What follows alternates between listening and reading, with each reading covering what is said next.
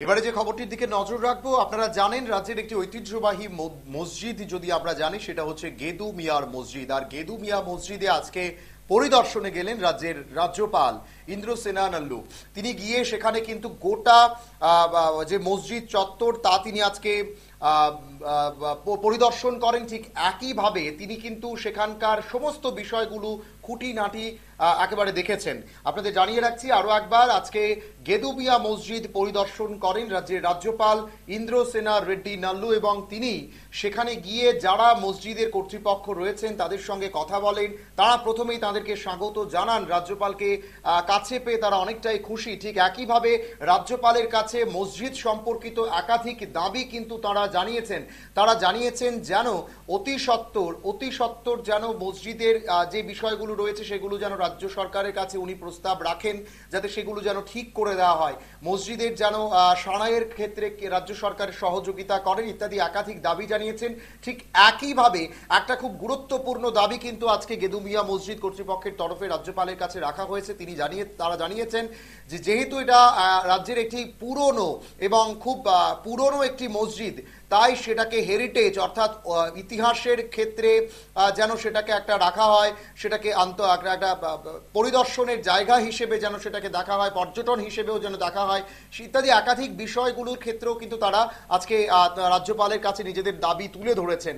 এবং রাজ্যপালের এই পরিদর্শনকালে একাধিক বিষয় রাজ্যপাল নিজেও দেখেছেন এবং ঠিক একই পাশে মসজিদের পাশে যে পুকুর রয়েছে সে পুকুরও কিন্তু আজকে রাজ্যপাল ঘুরে দেখেছেন এবং সেখানেও যেন পাড় মেরামতের জন্য, পুকুরের যে পাড় রয়েছে সেই পাড় মেরামতের জন্য যদি কোনো প্রয়োজনীয় ব্যবস্থা রাজ্য সরকার নিতে পারে তাও কিন্তু তিনি রাজ্য সরকারের কাছে প্রস্তাব রাখবেন বলেই কিন্তু জানিয়েছেন রাজ্যপাল ইন্দ্রসেনা রেড্ডি নাল্লু। আমরা শুনবো আজকে রাজ্যপাল গেদু মিয়া মসজিদ পরিদর্শনে গিয়ে কি জানিয়েছেন।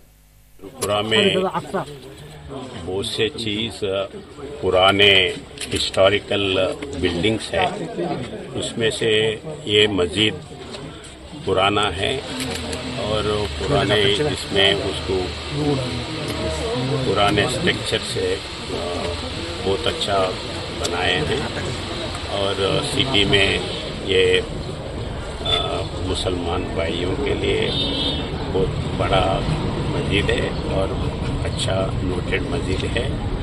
इसको कायम करते हुए मैं जितने भी त्रिपुरा के टूरिज़्म के स्पॉट्स हैं वो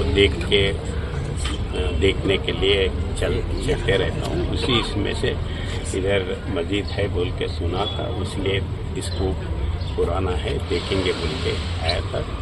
बहुत अच्छा है और उसके बाजू वाटर का पॉन्ड भी है।